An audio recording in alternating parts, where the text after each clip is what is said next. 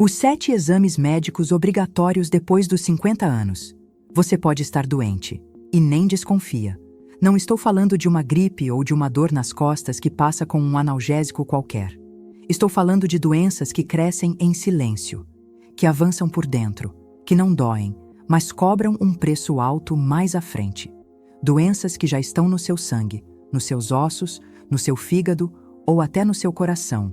E você ainda se sente saudável. É esse o problema. É esse o engano. A maioria das pessoas só descobre que está doente quando é tarde demais. E o pior, acham que por não sentir nada, não tem nada. E isso não poderia estar mais longe da verdade.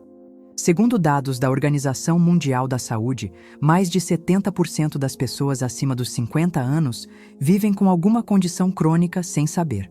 70%. E muitas dessas condições poderiam ser prevenidas ou revertidas com um simples exame de rotina. Mas o medo, a preguiça, a negação, são como vendas nos olhos de quem ainda pode se cuidar. E não cuida. Hoje, eu vou te mostrar os 7 exames médicos obrigatórios que todo homem e toda mulher deveria fazer depois dos 50 anos.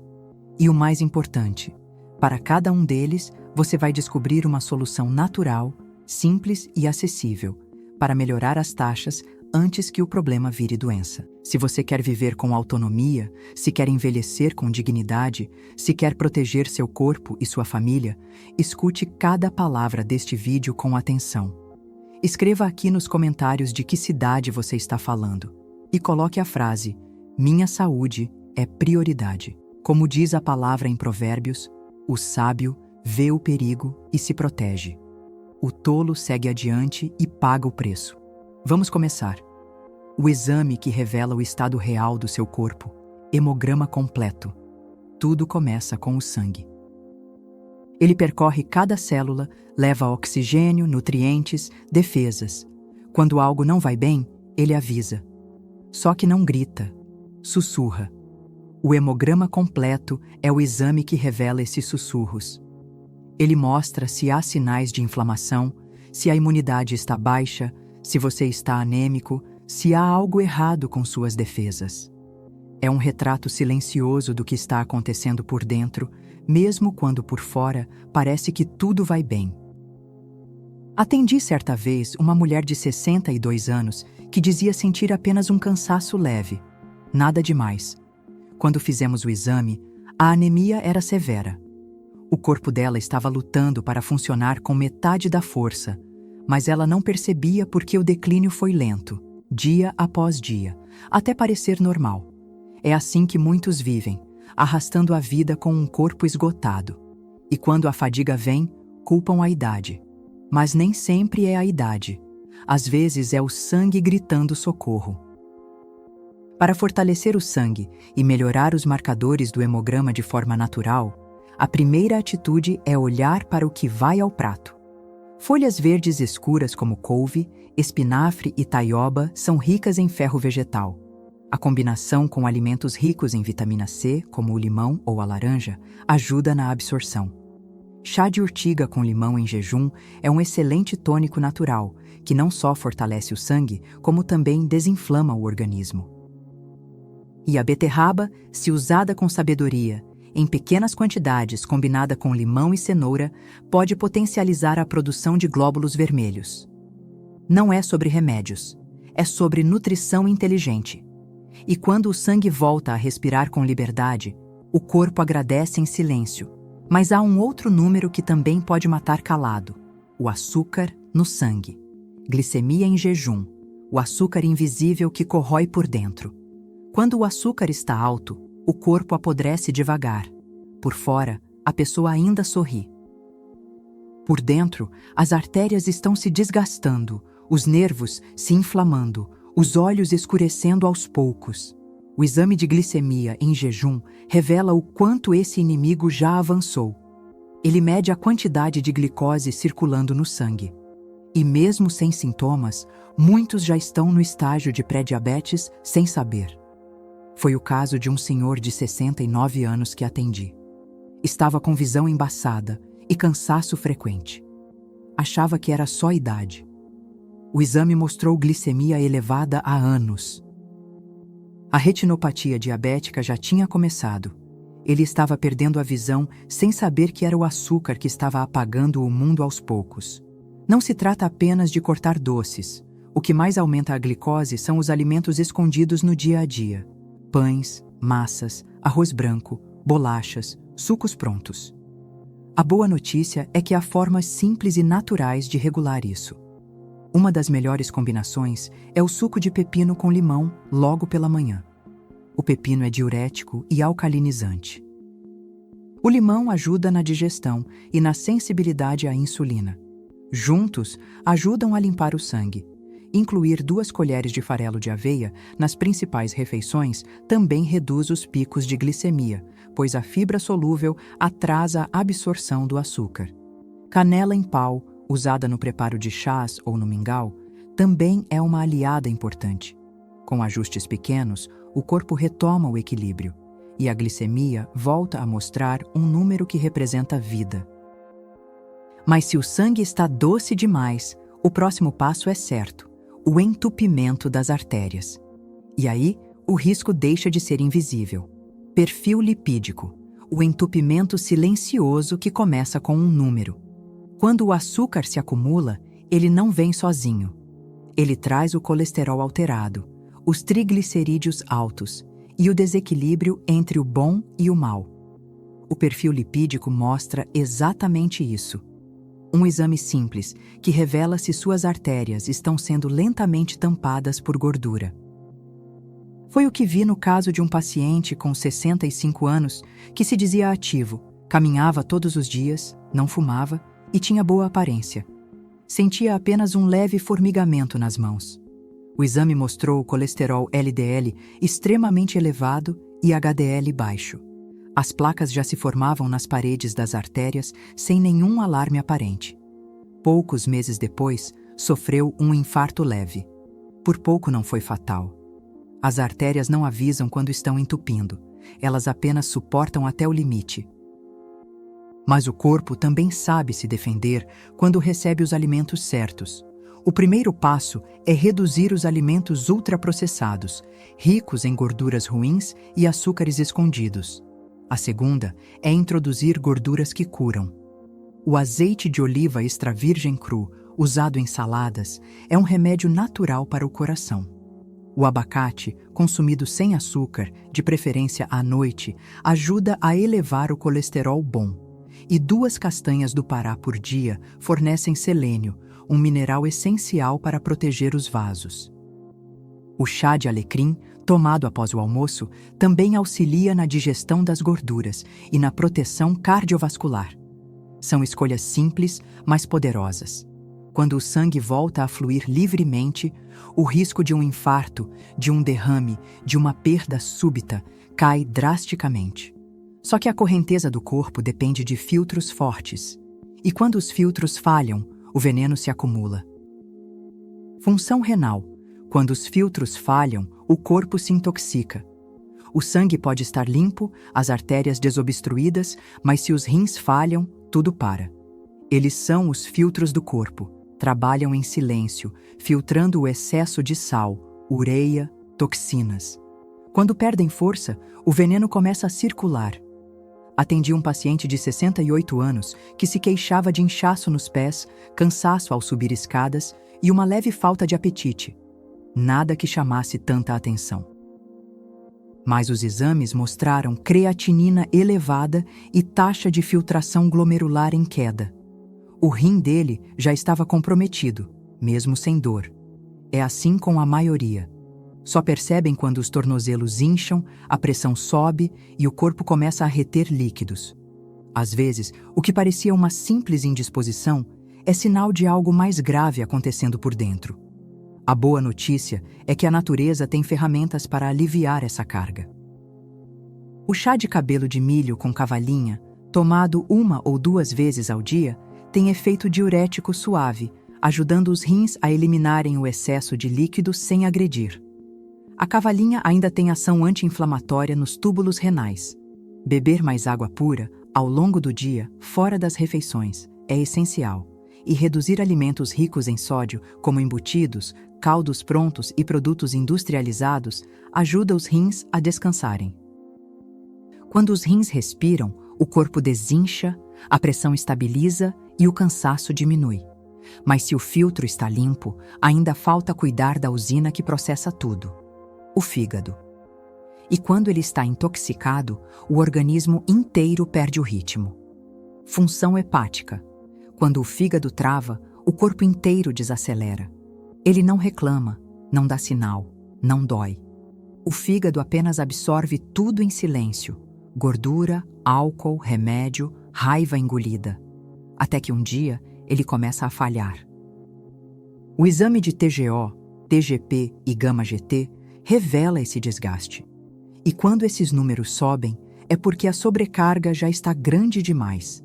Lembro de uma paciente de 59 anos que chegou ao consultório dizendo estar sempre cansada, com a pele amarelada e irritada com tudo.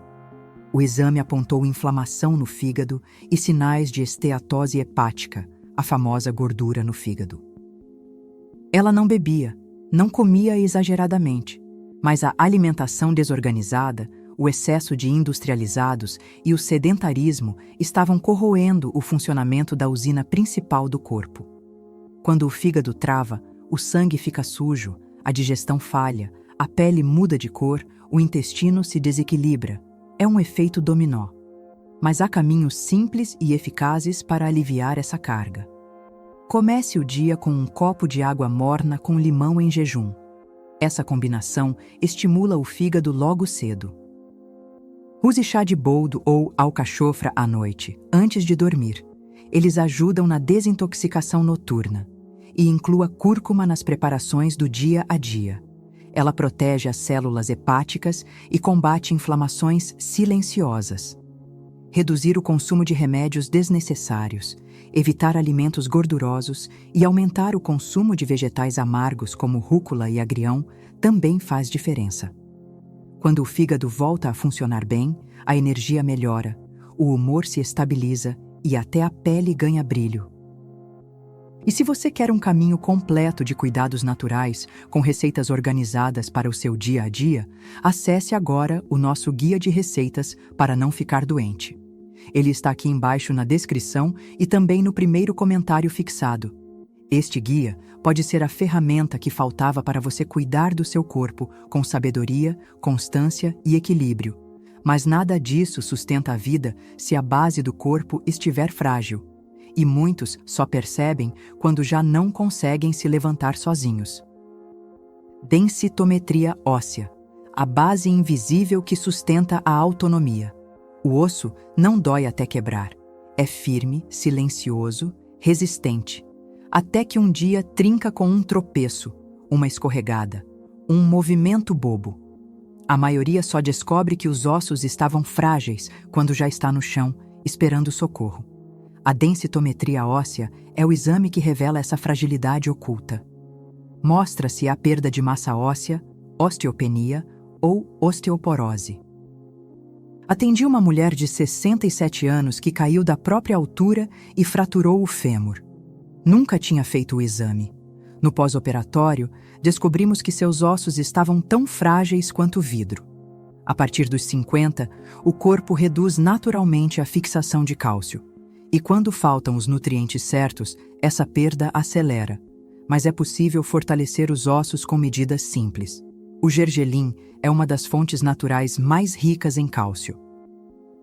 Pode ser consumido cru, em forma de pasta, tahine ou misturado ao arroz e saladas. A exposição ao sol antes das 10 da manhã, por pelo menos 20 minutos, ativa a vitamina D, que é essencial para a absorção do cálcio. E o magnésio, presente na banana, no abacate e nas sementes, ajuda a manter a estrutura óssea firme. Evitar refrigerantes, excesso de sal e alimentos ácidos também preserva os ossos, pois esses elementos roubam cálcio do corpo para serem neutralizados. Um osso forte não é apenas um detalhe de saúde. É autonomia. É liberdade para levantar, andar, subir escadas e manter a dignidade até o fim da vida. Mas há dores que não se revelam nos ossos, no sangue, nem nos rins. São aquelas que crescem escondidas nos lugares mais íntimos do corpo. E muitos evitam falar por medo ou vergonha. Só que o silêncio, nesse caso, pode custar a vida. Exames íntimos, quando a prevenção é um ato de coragem. Existem dores que não se enxergam, mas crescem devagar dentro do corpo. E por medo, vergonha ou descuido, muitos deixam de olhar para onde mais deveriam. O exame de próstata para os homens e a mamografia e o Papa Nicolau para as mulheres são portas que podem salvar vidas. E ainda assim, são os exames mais evitados. Atendi um senhor de 73 anos que nunca tinha feito exame de próstata. Sempre dizia que não precisava, que se sentia bem, que era só exagero.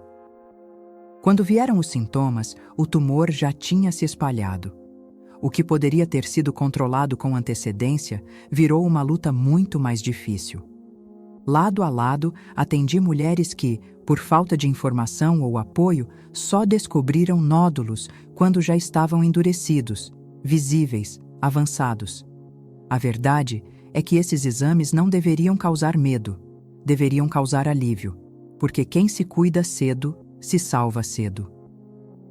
Além da prevenção médica, há formas naturais de proteger e fortalecer o corpo nessas áreas sensíveis. Para os homens, o consumo regular de sementes de abóbora ajuda a equilibrar a saúde da próstata. O chá de sabugueiro, tomado à noite, tem propriedades anti-inflamatórias e pode ser um aliado precioso. Para as mulheres, o chá de folha de amora regula os hormônios e ameniza os efeitos da menopausa, fortalecendo o sistema reprodutivo. O óleo de linhaça, quando usado com constância, atua como regulador hormonal suave, ajudando na prevenção. Cuidar da intimidade é um ato de amor próprio, de dignidade e de sabedoria. Como diz a palavra em Eclesiastes, há tempo para todas as coisas. E se há um tempo para colher, também há um tempo para cuidar. Mas de nada adianta conhecer todos os exames se não houver ação, porque saber e não agir é quase o mesmo que ignorar. O futuro muda quando você decide agir. Não é a idade que define como será o resto da sua vida, é a atitude que você toma hoje. Conhecer os exames certos é apenas o começo. O que transforma de verdade é quando você marca a consulta, muda o prato, toma o chá, sai para caminhar. Pequenas decisões que, com o tempo, constroem uma nova saúde. Eu vi isso muitas vezes. Pacientes que chegaram cansados, doentes, desanimados, mas que decidiram cuidar, com disciplina e humildade. Em poucos meses, voltaram a sorrir. O corpo respondeu, o sono melhorou. A memória clareou, o intestino regularizou. Não foi mágica, foi constância, foi compromisso. Cuidar da saúde não é luxo, nem exagero. É uma responsabilidade com a vida que Deus nos deu, e também com aqueles que nos amam. Ninguém quer depender de filhos, netos ou estranhos para levantar da cama. A autonomia é uma bênção que precisa ser preservada com escolhas sábias. E se você quer um caminho simples, natural e comprovado para fortalecer seu corpo todos os dias, acesse agora o nosso guia de receitas para não ficar doente. Ele está aqui na descrição e no primeiro comentário fixado. São receitas práticas, naturais e organizadas para quem quer recuperar o bem-estar com sabedoria. Porque no fim, a saúde não se compra, se constrói. E todo dia é uma nova chance de fazer melhor do que ontem. Como dizia Sócrates, cuidar do corpo é cuidar da alma que ele carrega. E isso nunca é tarde para começar, nunca.